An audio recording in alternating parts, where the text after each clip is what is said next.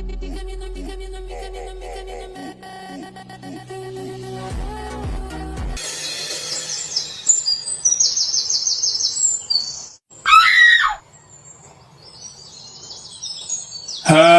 তাহলে কি দাঁড়াইলো?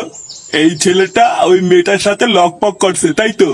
আরে শুধু লকপক করেনি, করে প্রেগনেন্টও করে দিয়েছে। বোধার বাল আমাদের গ্রামের মেয়ের সাথে অন্যায় এ আমরা সহ্য করবো না। লেওরা, আমরা এদের বিয়ে দিয়ে তারপরে এখান থেকে যাবো। মশাই, আপনি এত সুদান কেন? আপনারাই যদি সব করবেন তাহলে কি আমি এখানে পুঙা মারাইতে আইছি? বাড়া, আমি হলাম এই গ্রামের প্রধান, তো আপনারা একটু তো সম্মান দিবেন নাকি? আমার কাজটা আমারে বুঝতে দেন, না হলে বলে দেন আমি বাড়ি যাই নাকি। না না প্রধান মশাই, আপনি রাগ করবেন না। নে ল্যাংচা, তুই প্রধান মশাইকে সবকিছু খুলে বল। হ্যাঁ ল্যাংটা বাবা, বলো তুমি কি বলতে চাও, আমার খুলে বলো। দেখুন প্রধান মশাই, আমি কাল তার আগের দিন রাত্রেবেলায় ক্লাব থেকে বাড়ি আসছিলাম। তারপরে আমি দেখলাম ওই মাগিটা রাস্তায় দাঁড়িয়ে আছে। আমাকে ডেকে বললো আমি তোমার বাচ্চার মা হতে চলেছি। হায় হায় হায় হায়, এ তো মহা অন্যায়। তারপর কি হয়েছে খুলে কও। তারপরে আর কি, ওই শুনে আমি দৌড়ে বাড়ি চলে আসি। প্রথমে তো আমি ভেবেছিলাম কোনো পাগল হবে হয়তো। ও বাবা, পরের দিন সকালবেলা দেখছি লোকজন নিয়ে বাড়ির ওপর চলে এসছে আর বলছে আমি নাকি সর্বনাশ করেছি, ওকে নাকি বিয়ে করতে হবে। আহা ল্যাংটা, এটা তো দেখছি তোমার সাথে খুব বড় অন্যায় হয়েছে। কিন্তু এত লোক থাকতে ওই মেয়েটা তোমারই কেন দোষ দিল?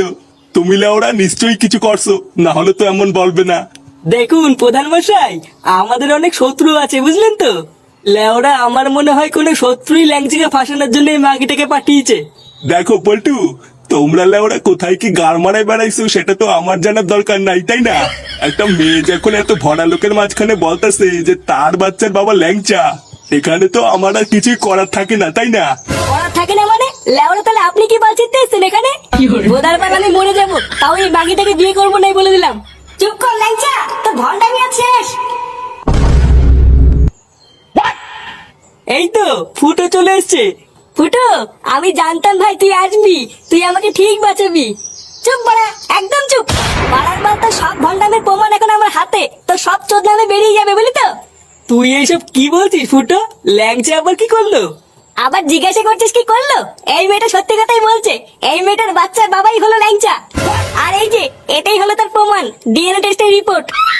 মানে এইসব তুই কি বলছিস ফুটো? বাহ ফুটো, তুমি তো দারুণ একটা কাজ করে ফেলাইছো। আমি যে কি চিন্তায় পড়ে গেছিলাম তোমার আর কি কব। তার মানে ল্যাংচা শুধু আমাদের সামনে বোকাচোদা সেজে থাকে, আসলেও একটা পাকা বাড়াচোদা। পল্টু, এই চোদনাকে আমরা কত ভালো ভাবতাম, আরো তলে তলে এই করে বেড়াচ্ছে। এই শান্তির ছেলের জন্য পুরো গ্রামে আমাদের বদনাম হয়ে গেছে। গুড মর্নিং ভাই।